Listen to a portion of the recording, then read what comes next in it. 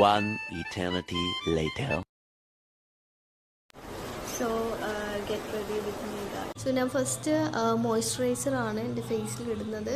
ഞാൻ അങ്ങനെ sunscreen use ചെയ്യുന്ന ഒരാളല്ല, ബട്ട് സൺസ്ക്രീൻ യൂസ് ചെയ്യണം. പക്ഷേ ഞാനങ്ങനെ സൺസ്ക്രീൻ യൂസ് ചെയ്യാറില്ല. ഈ ഒരു മോയ്സ്ചറൈസർ മാത്രമാണ് ഞാൻ യൂസ് ചെയ്യുന്നത്.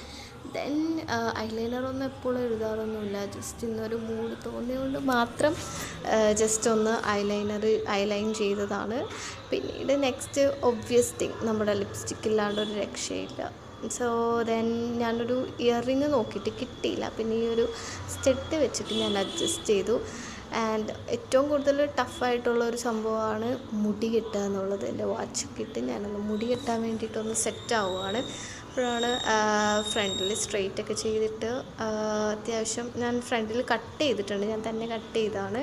സോ അതൊന്ന് സെറ്റ് ചെയ്തു.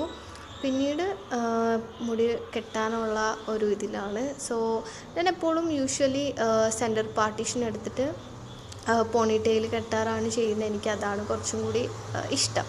സോ മുടിയൊക്കെ ഫ്രണ്ടിലേക്ക് കുറച്ചൊക്കെ പോണിറ്റെയിൽ കെട്ടുന്ന ടൈമിലാണ് ഞാൻ ബുഷ് നോക്കി നടക്കുന്നത്. ഞാൻ എടുത്തു വെച്ച ഹെയർ ബാൻഡ് പെട്ടെന്നാണ് മിസ്സിങ് ആയത്. ഇത് എപ്പോഴും സംഭവിക്കുന്നതാണ്. സോ ഞാൻ looking for another one. A few moments later. അങ്ങനെ എൻ്റെ finally I got my hair band and I am trying to tie up my hair. So അതൊന്നും കൂടി ഞാൻ റെഡിയാക്കാൻ വേണ്ടി നിൽക്കുവാണ്. ഓക്കെ. ആൻഡ് അത്ര വൃത്തി ഇല്ലാത്ത പോലെ എനിക്കിഷ്ടപ്പെട്ടില്ല അത് കിട്ടിയത്. സോ ഒന്നും കൂടി സെയിം തന്നെ, പക്ഷേ ഇതിൽ കുറച്ച് ഡിഫറൻസ് ഉണ്ട്. ആദ്യം കുറച്ച് മേലെയാണ് കെട്ടിയത്, ഇപ്പം ഇച്ചിരി താത്തിയാണ് കെട്ടിയത്. അത്രയുള്ള ഡിഫറൻസ്. ഇതെനിക്ക് അത്യാവശ്യം ഓക്കെ ആയിട്ടുണ്ട് ആൻഡ് എനിക്കിഷ്ടപ്പെട്ടു. ഈ ഹെയർ സ്റ്റൈലാണ് ഞാൻ യൂഷ്വലി എപ്പോഴും കെട്ടാറ്. I feel so good. So last നമ്മൾ നല്ല സ്മെല്ലി ആയിട്ടിരിക്കണം. സ്പ്രേ ഒക്കെ അടിച്ചു ആൻഡ് ഫിറ്റ് ചെക്കാണ്. So that's it. Goodbye.